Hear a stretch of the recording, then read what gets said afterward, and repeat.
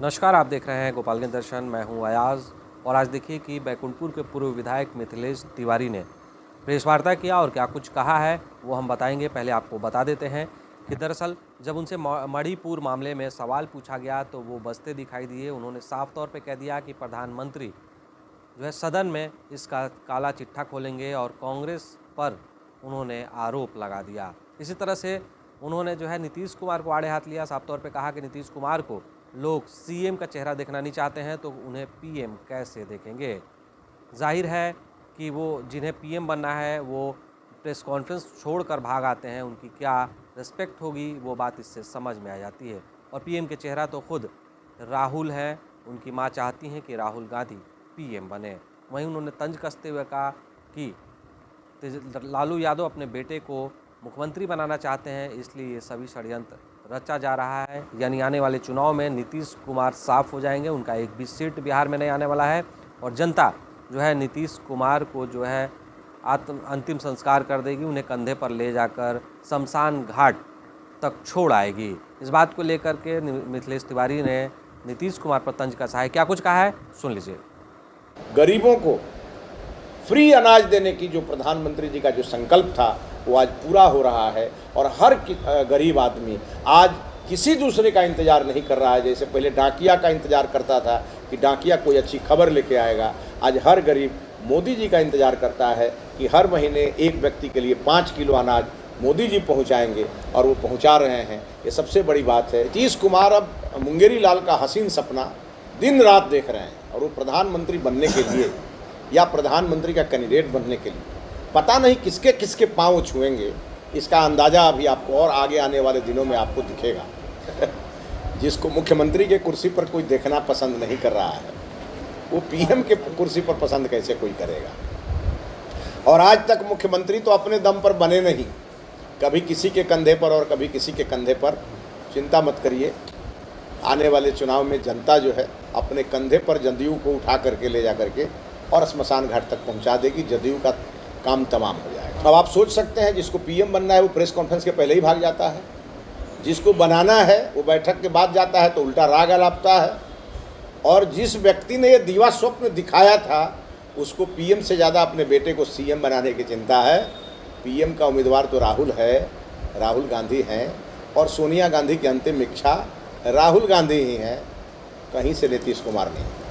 अब आप संसद में आने दीजिए, सारा चीज़ सामने आ जाएगा और कांग्रेस का पुराना करतूत और कांग्रेस की पुराना पाप भी सामने संसद में आने वाला है।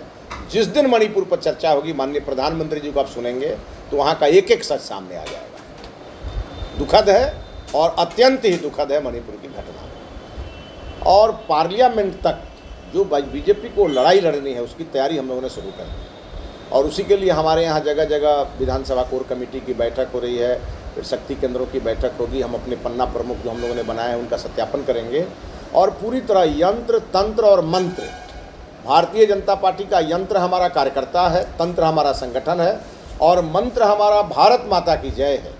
इसको लेकर के हमारे बीजेपी के कार्यकर्ता आज देश के सभी लोकसभा क्षेत्रों में, बिहार के 243 विधानसभाओं में भारतीय जनता पार्टी ने अपनी पूरी तैयारी की है। और हमें फ़क्र है अपने माननीय प्रधानमंत्री नरेंद्र मोदी जी पर, जिन्होंने जो जो कहा वो किया। 1951 में भारतीय जनता पार्टी का संकल्प था कि हम एक देश में 2 निशान, 2 प्रधान, 2 विधान नहीं रहने देंगे, वो आदरणीय मोदी जी ने उसे पूरा किया। हमने उस समय संकल्प लिया था कि हम अयोध्या में राम मंदिर बनाएंगे। आदरणीय मोदी जी ने के कार्यकाल में और उनके कुशल रणनीति के कारण आज अयोध्या में राम मंदिर लगभग बनकर तैयार है। और यूसीसी की चर्चा एक रह गई है, उस पर भी सरकार ने चर्चा शुरू कर दिया है। तो हम जो कहते हैं वो करते हैं, इस पे हमारी सरकार खरी उतरी है कि उन्होंने एक बात और कही थी कि हमारे देश के किसानों की आमदनी 2022 में दुगुनी होगी। और आज हमको कहते हुए यह फ़क्र हो रहा है कि चाहे विपक्ष शाहीन बाग से लेकर सब्जी बाग तक आंदोलन करे, चाहे विपक्ष उत्तर प्रदेश और दिल्ली का रास्ता बंद करे, लेकिन मोदी जी जो एक बार ठान लेते हैं वो कर गुजरते हैं और देश के लोग उसका समर्थन करते हैं। आपने देखा होगा उत्तर प्रदेश के विधानसभा चुनाव में जिन जगहों पर कांग्रेस पार्टी के षड्यंत्र के कारण, सपा के षड्यंत्र के कारण, आरजेडी के षड्यंत्र के कारण किसान आंदोलित थे और किसान आंदोलित नहीं थे, विपक्ष के लोग किसानों का बाना पहन करके बैठे थे, वहाँ के किसानों इन लोगों को नकार दिया और योगी जी को संपूर्ण बहुमत की सरकार बना करके दी। और अब 2024 के तैयारी में हम सभी लगे हैं और अगले 27 तारीख को देश के यशस्वी प्रधानमंत्री आदरणीय नरेंद्र मोदी जी देश के किसानों के खाते में जो किसान सम्मान निधि है वो अगले 27 तारीख को 10:30 बजे वो देश के लाखों किसानों के खाते में 14वीं किस्त देने जा रहे हैं।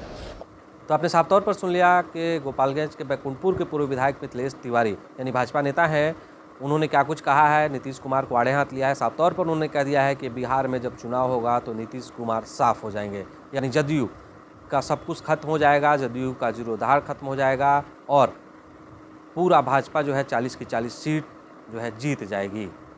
अगर आप हमारा चैनल यूट्यूब पर देख रहे हो तो सब्सक्राइब कर लीजिएगा, फेसबुक पर देख रहे हो तो शेयर ज़रूर करिएगा और एक कमेंट ज़रूर कर दीजिएगा। शेयर इसलिए कि हमें सहयोग मिलेगा उससे, और जब तक आप हमारा सहयोग करते रहिएगा हम निरंतर आपको खबरें दिखाते रहेंगे। धन्यवाद।